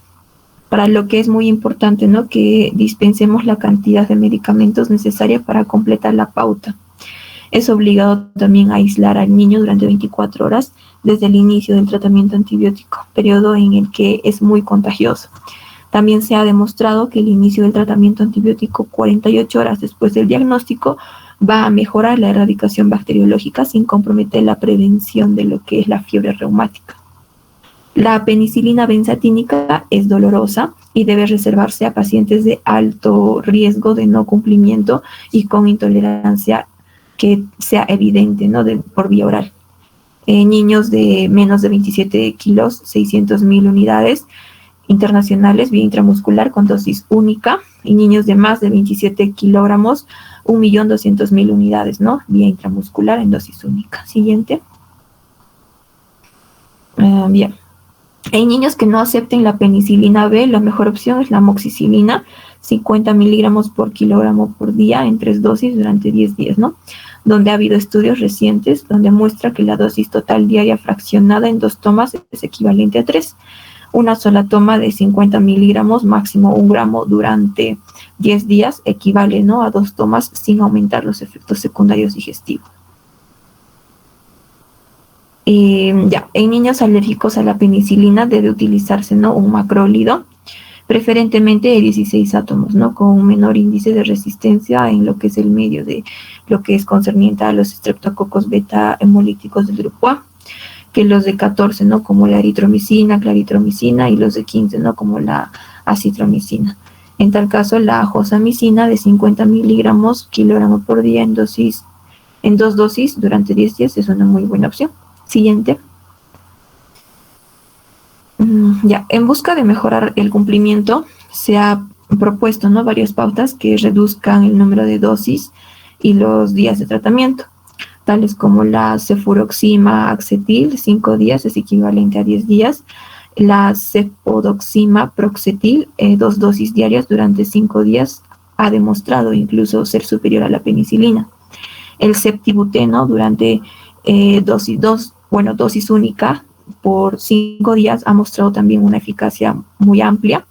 La acitromicina en una sola dosis diaria de 12 miligramos por kilogramo durante 5 días o 20 miligramos por kilo por día durante 3 días. Es importante que hay que recomendar reservar estas opciones para situaciones especiales en las que por motivo de horario, también por parte de la familia o actividad del niño, parezca imprescindible, ¿no?, su utilización. No debe utilizarse nunca lo que es la trimetropin-sulfametoxazol, que no es útil, ¿no?, para lo que es la erradicación del estreptococo beta hemolítico del grupo A. Siguiente. Vamos a concluir con lo que es la evaluación. Se menciona que en la mayoría de los niños que presentan mejoría clínica en las primeras 48 horas, ya sea tras instaurar el tratamiento antibiótico adecuado y bien cumplido. Si la evolución ha sido en este caso favorable y en ausencia de algún otro factor de riesgo que pudiera tener el paciente, no está indicado poder realizar, ¿no?, lo que es un cultivo ni una TDR, que es un test rápido de diagnóstico, ¿no?, para el estreptococo beta hemolítico del grupo A. Aquí hay que distinguir 2 términos, lo que es el fracaso clínico y el fracaso bacteriológico del tratamiento.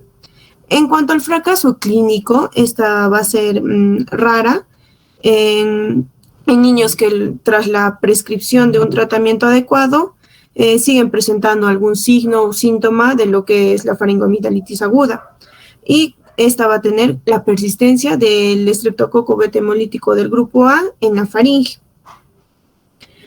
Cuando existe esta confirmación, microbiológica van a ser cuando hay un mal cumplimiento, en este caso del tratamiento, la presencia de la faringoamigdalitis aguda vírica en portadores crónicos por estreptococo beta hemolítico del grupo A, y algún desarrollo de una complicación, ¿no?, supurativa, ya sea local, o la posibilidad de alguna resistencia a esta bacteria. Y en estos casos cabe volver a tratar con un nuevo ciclo del mismo antibiótico, administrar una dosis única, como mencionaron antes ya, del tratamiento de penicilina benzatídica, con el objetivo, ¿no?, de descartar el incumplimiento terapéutico, o bien emplear otro antibiótico con mayor estabilidad frente a las beta-lactamasas y producidas por bacterias distintas a lo que son el estreptococo, que puedan así estar presentes, ¿no?, en la orofaringe y dificultar así su acción de la penicilina como tratamiento. En cuanto al fracaso bacteriológico del tratamiento, se refiere a lo que es la persistencia de esta bacteria en la faringe, y de niños asintomáticos tras un tratamiento adecuado y bien cumplido. Y para valorar mejor esta colonización es preferible realizar lo que es un cultivo, pues tras el tratamiento pueden persistir algunos fragmentos, ¿no?, en la faringe antigénicos de lo que es el estreptococo beta hemolítico del grupo A, que pueden dar un resultado falso positivo en este test de diagnóstico rápido, ¿no? Por todo ello, en la actualidad no se recomienda tratar los fracasos bacteriológicos ni el estado de portador de este estreptococo beta hemolítico, salvo en casos muy concretos, ¿no?, como se ve en esta tabla, que son las indicaciones de tratamiento del fracaso terapéutico bacteriológico y del estado del portador de este estreptococo beta hemolítico.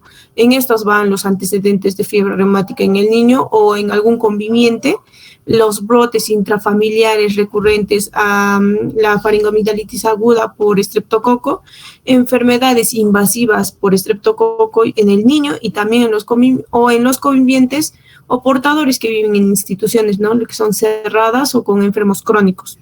Y también cuando se contempla realizar una amigdalectomía como último recurso de tratamiento. Siguiente, por favor. Acá se ve una tabla donde está el tratamiento antibiótico de fracaso terapéutico bacteriológico y del estado del portador de este estreptococo. Acá mencionan que la penicilina, tanto ya sea vía oral como intramuscular, a veces es ineficaz, y se han propuesto, ¿no?, a la clindamicina, la combinación de amoxicilina con ácido clavulánico y cefadroxilo, al haber demostrado también tasas altas de erradicación, aunque se sabe que de los dos últimos no alcanzan concentraciones intracelulares. En cuanto a la acitromicina en dosis altas, se ha demostrado como una opción más efectiva en muchos estudios por su excelente concentración intracelular, siempre que no haya sido administrada previamente, ¿no? Siguiente, por favor. En cuanto a una amigdalectomía, se recomienda cuando existen más de 7 episodios de faringoamigdalitis aguda por este estreptococo, y estas tienen que estar documentadas y bien tratadas en un año, ¿no?, y más de 5 en cada uno de los 2 años anteriores, o más de 3 en cada uno de los 3 años anteriores. Por eso estos criterios se han definido de una forma arbitraria. En cada episodio debe presentarse al menos uno de estos 4 criterios que les voy a mencionar, como son lo que es la fiebre mayor a 38.3 grados centígrados, si hay presencia de adenopatías cervicales, exudados amigdalares o alguna evidencia de infección por estreptococo beta hemolítico del grupo A. Y en cuanto a las faringoamigdalitis agudas a repetición con cultivos persistentemente negativos, debe plantearse un diagnóstico de síndrome del PFAPA, que es un acrónico de fiebre periódica, adenopatías, faringitis y aftas.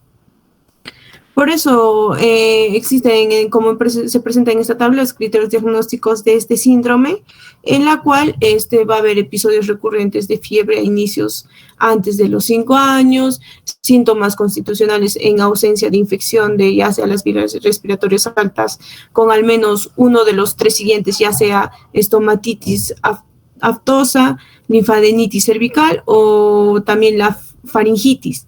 Otro de los criterios es la exclusión de neutropenia cíclica, los completamente asintomáticos entre episodios y el crecimiento de desarrollos normales.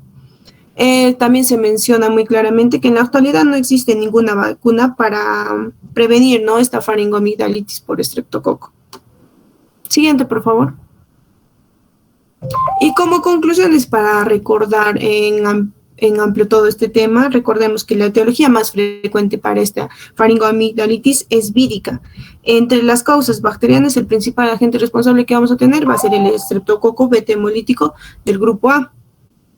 Y para ayudar al diagnóstico etiológico son útiles son las escalas de valoraciones clínicas mencionadas ya antes, que nos permiten, ¿no?, quiénes se deben practicar estudios microbiológicos.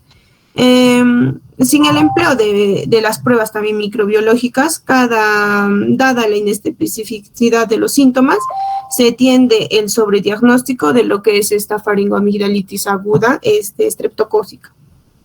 En cuanto a los objetivos de tratamiento, hay que acelerar la resolución de los síntomas, reducir sobre todo el tiempo de contagio y prevenir algunas complicaciones, ya sean supurativas locales o no supurativas.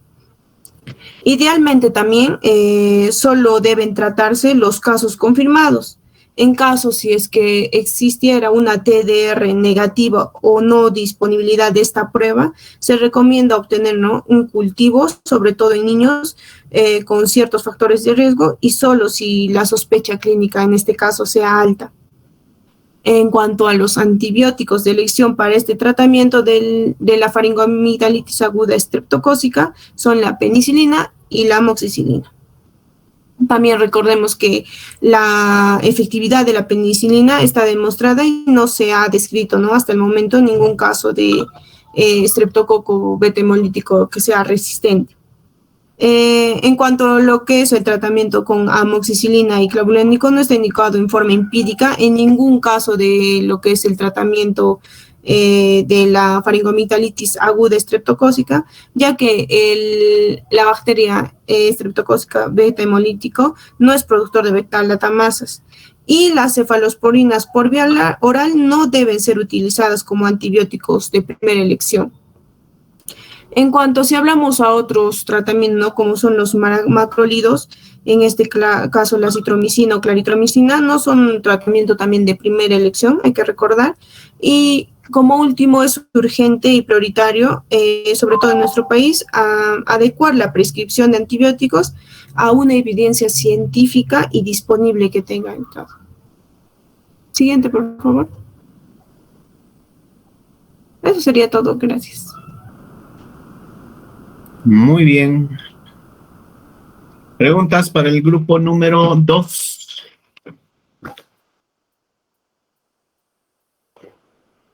¿Tienen preguntas? Bien, una pregunta clásica. ¿Qué es más fácil diagnosticar, una faringitis viral o una faringitis bacteriana? ¿En qué caso yo clínicamente podría estar más seguro? ¿Cuando estoy frente a una faringitis viral o a una faringitis bacteriana? A ver, chicas. Bueno, Orlando también está en el grupo.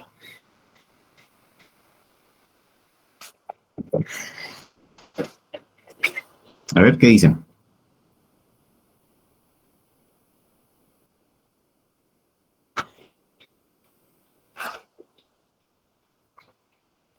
¿Me escucha?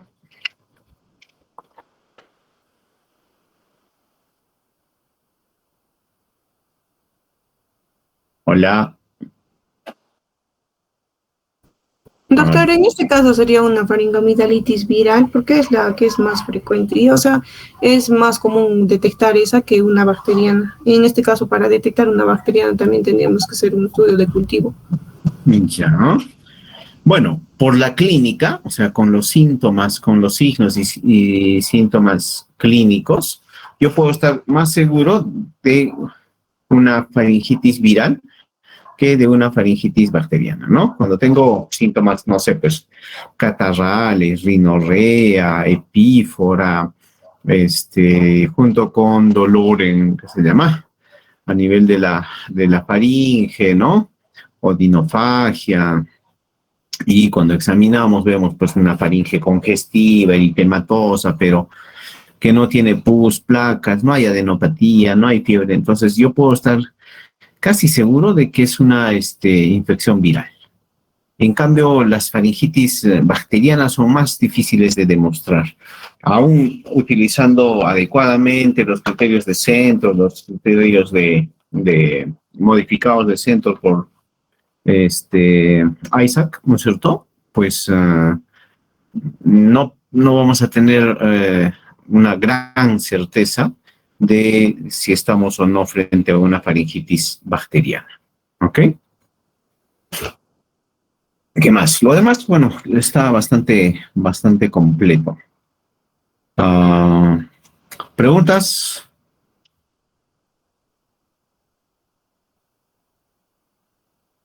¿No hay preguntas? Muy bien. Entonces, mañana hacemos otitis, claro, otitis media aguda y laringotraqueitis. Mañana están los grupos 3 y 4. ¿Ok? Muy bien, chicas, muy bien, chicos. Entonces, nos vemos mañana a las 3 de la tarde. Ok. Gracias, doctor. Gracias, doctor. Gracias, doctor. Hasta mañana. ¿Ya? Hasta mañana, hasta mañana.